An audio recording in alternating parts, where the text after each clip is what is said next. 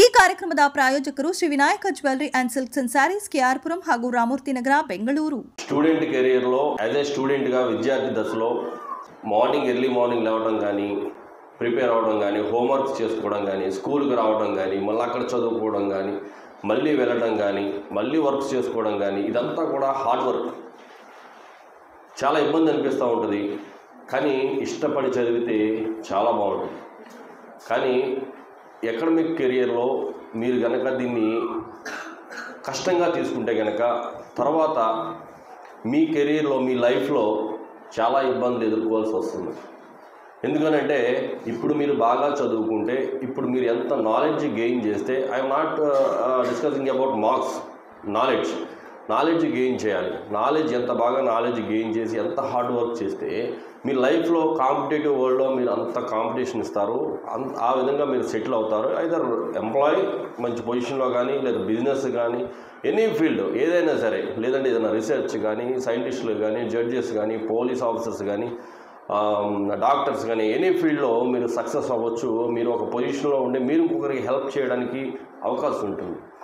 అంతే తప్ప ఈ టైంలో అకాడమిక్ కెరీర్లో, స్టూడెంట్ కెరీర్లో ఉండగా మనం కనుక లేజీగా ఉండి మార్నింగ్ లేవడానికి, చదువుకోవడానికి, అవును ఎస్ చెప్పింది కరెక్ట్, మనకి బాధ అనిపిస్తూ ఉంటుంది, కష్టం అనిపిస్తూ ఉంటుంది, చాలా స్ట్రెయిన్ అనిపిస్తూ ఉంటుంది, అలసిపోతూ ఉంటాం. కానీ మనకున్న ఎనర్జీకి చాలా ఎనర్జీ మనలో బాడీలో తెలియకుండా లోపల ఉంటుంది. మనకి ఎనర్జీ ఎవరైనా నిన్ను ఒక వాటర్లో ముంచేస్తున్నాము అని అంటే కనుక నువ్వు బయటికి రావడానికి ప్రయత్నం చేస్తావా? టోటల్ ఎఫర్ట్స్ అన్నీ పెడతావు. నువ్వు ఎందుకు?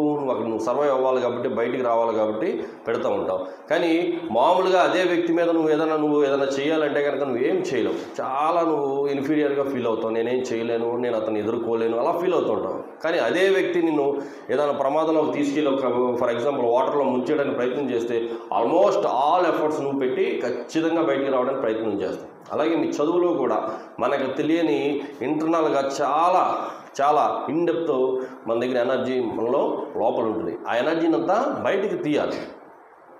ఓకేనా? Sit right, again sit right. Okay, raise your hands, both hands. అందరూ రేజ్ చేశారా? ఇంకా రేజ్ చేయండి. చూసారా? రేజ్ యువర్ హ్యాండ్స్ అన్నప్పుడు ఒక లెవెల్ ఆఫ్ మాత్రమే చేశారు. ఇంకా చేయమంటే చేశారా లేదా? మరి నేను ఫస్ట్ చెప్పినప్పుడే అట్ల వరకు లేపాలి కదా.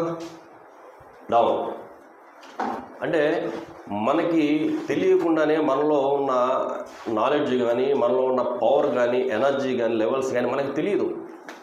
ఎవరో ఒకరు మనం పుష్ చేయాలి, ఎవరో ఒకరు మనం ఇన్స్టిగేట్ చేయాలి, ఎవరో ఒకరు మనం స్టిమ్యులేట్ చేయాలి, లేకపోతే మనకు తెలియదు. కానీ ఎవరికి వాళ్ళు సెల్ఫ్గా మోటివేట్ అయ్యి చదువుకోవాలని అనుకుంటే కనుక ఖచ్చితంగా మనం సక్సెస్ అవుతాము. డెఫినెట్గా లైఫ్లో మంచి పొజిషన్కి వెళ్ళి మీ పేరెంట్స్నే కాదు, సొసైటీలో ఉన్న పూర్ పీపుల్ కూడా నువ్వు హెల్ప్ చేయడానికి నీకు ఒక అవకాశం ఉంటుంది. ఎవరు చేస్తారు పూర్ పీపుల్కి హెల్ప్ చేయండి? ఎవరికి మేము పూర్ పీపుల్కి హెల్ప్ చేయాలి సార్ పెద్దయ్యాక అనుకున్న వాళ్ళు హ్యాండ్ రైజ్ చేయండి. పక్కన చూసి కాదు, మీరు మనస్ఫూర్తిగా ఎత్తాలి. అప్పుడు కూడా పక్కన ఆడు చేస్తున్నా లేదా అప్పుడు చేస్తావా? డౌన్. ఎప్పుడు కూడా పూర్ పీపుల్కి హెల్ప్ చేయాలన్న ఒక ఇన్నర్ ఫీలింగ్ అనేది ఎప్పుడు కూడా మనలో ఉండాలి. దాన్ని ఏమంటారు? ఎంపతి తెలుసు ఎవరికైనా? ఎంపతి. సింపతి తెలుసా? సింపతి అంటే